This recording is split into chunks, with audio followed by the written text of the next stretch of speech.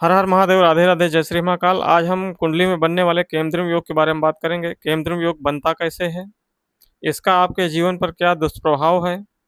चूंकि यह एक प्रकार का दुर्योग है, तो सबसे पहले ये जानते हैं कि बनता कैसे है। कुंडली में जब भी चंद्रमा के एक घर आगे और एक घर पीछे कोई ग्रह ना हो, अर्थात चंद्रमा के द्वितीय भाव में और चंद्रमा के द्वादश भाव में कोई ग्रह ना हो, चंद्रमा अकेला हो, तो यह दुर्योग बनता है। यह एक प्रकार का दारिद्र्य योग है। धन संबंधी समस्याओं को प्रमुख रूप से जन्म देता है। धन की स्थिति को कमजोर करता है। आपके इनकम के स्रोत कम से कम बनते हैं या उनमें उतार चढ़ाव लगा रहता है। कभी आपका रोजगार चलता रहता है, व्यापार, कभी वो ठप हो जाता है, कभी बिल्कुल नहीं चलता है।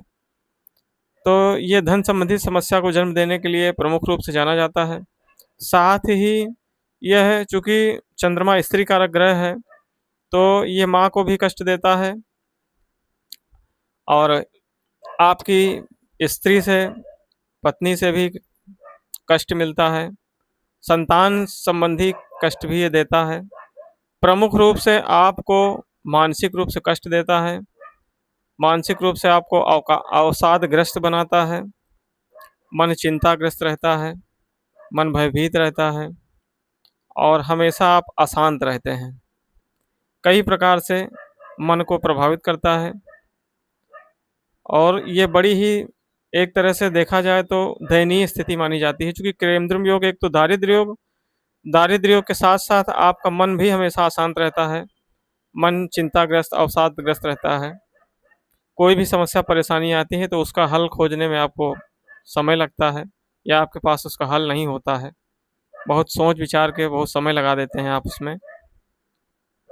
यदि कुंडली में आपका लग्नेश भी कमज़ोर है, लग्नेश यदि त्रिक भाव 6, 8, 12 में जाकर बैठा हुआ है और यह केमद्रुम योग बना हुआ है, इस पर चंद्रमा पर यदि पाप ग्रहों की दृष्टि भी है और ये स्थिति चंद्रमा को बेहद कमज़ोर कर देता है, आपकी मानसिक स्थिति को बेहद कमज़ोर कर देता है। यदि चंद्रमा क्षीण का है, यानी कि कृष्ण पक्ष का चंद्रमा या अमावस्या का चंद्रमा है, तो आप ये निश्चित जानिए, ये नहीं भी है और पाप ग्रह की दृष्टि है तो भी, और ये अगर क्षीण का चंद्रमा है, कृष्ण पक्ष का है, तो ये पूरी तरह से ये स्थिति बलवती हो जाती है कि आप अपने जीवन काल में एक से अधिक बार आपके मन में सुसाइड करने का विचार आता है। चूँकि यह मन को बहुत ज़्यादा अवसादग्रस्त बना देता है। आपके पारिवारिक स्थिति में स्त्री संबंधी कष्ट, माँ को भी परेशानी, संतान संबंधी चिंता परेशानी और किसी न किसी प्रकार से आप अवसादग्रस्त रहते हैं। मन हमेशा अशांत रहता है। धन संबंधी स्थिति को ये कमज़ोर कर देता है।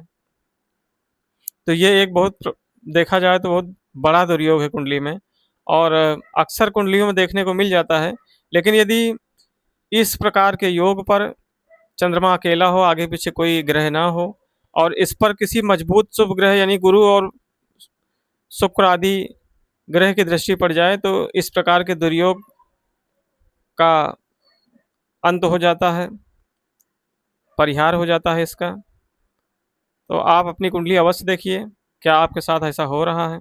अगर ऐसा हो रहा है तो आप इसका उपाय अवश्य करिए। आप किसी भी शुक्ल पक्ष की सोमवार से लगातार 4 सोमवार आप 4 किलो चावल किसी श्वेत वस्त्र में बांधकर आप इसको बहते हुए जल में प्रवाहित कर दीजिए। कोई पवित्र नदी हो, कुछ भी हो, कोई भी बहता हुआ जल हो, आप इसको प्रवाहित करिए। लगातार 4 सोमवार किसी भी शुक्ल पक्ष के सोमवार से शुरू करिए, लगातार 4 सोमवार करिए। और सिद्ध चंद्र यंत्र भी आप धारण कर सकते हैं। साथ ही शिव जी का कोई एक स्तोत्र, शिव जी के मंत्रों का जप, शिव जी को सोमवार सोमवार दुग्धाभिषेक।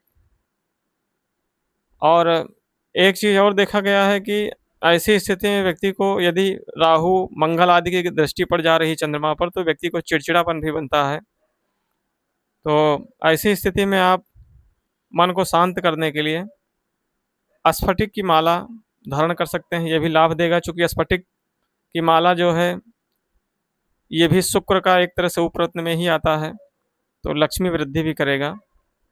और मन को भी शांत करेगा, शीतल करेगा, ठंडा करेगा। तो आप स्फटिक की माला धारण कर सकते हैं। साथ ही लक्ष्मी जी के मंत्रों का जप, लक्ष्मी जी के बीज मंत्रों का जप, श्री सूक्त का पाठ, कनकधारा स्तोत्र का पाठ आदि करके आप लाभ पा सकते हैं। निश्चित रूप से आप अगर यदि निरंतर उपाय करते रहते हैं तो आपको इस प्रकार के दुर्योग से मुक्ति तो नहीं मिलेगी, लेकिन इसका प्रभाव बहुत कम रहेगा। सबसे बड़ी समस्या यह होती है कि व्यक्ति को कोई उपाय बताया जाए तो वो लगातार कोई उपाय कर नहीं पाता है, और जीवन में जो भी दुर्योग या योग बने हुए होते हैं वो कटते नहीं हैं किसी प्रकार से, बल्कि वो शांत हो जाते हैं आपके प्रयोग करने से। कुछ भी आप क्रिया कर रहे हैं, कोई पूजा कर रहे हैं, कोई उपाय कर रहे हैं, तो उससे वो शांत हो जाता है। बाकी अगर कोई कह दे कि ये दुर्योग समाप्त हो जाएगा, तो समाप्त नहीं होता है। आप इस प्रकार के भ्रम में कभी मत पड़िएगा। तो आपको जो भी उपाय बताए गए हैं आप इनमें से उपाय अवश्य करिए। श्री सूक्त, कनकधारा स्तोत्र का पाठ और महालक्ष्मी स्तोत्र का पाठ, इनका पाठ आप कर सकते हैं। लक्ष्मी जी के बीज मंत्र ओम श्रीम ह्रीम श्रीम महालक्ष्मी नमः, इस मंत्र का जाप भी आप कर सकते हैं, इससे भी आपको लाभ मिलेगा। और शिव जी का जो उपाय बताया गया है, कोई भी रुद्राष्टकम, लिंगाष्टकम, कुछ भी आप डेली एक स्तोत्र का पाठ करेंगे, शिव जी के मंत्रों का जप करें, महामृत्युंजय जप करें, शिव जी को सोमवार सोमवार दुग्धाभिषेक करें। इन सब उपायों से आपको लाभ मिलेगा।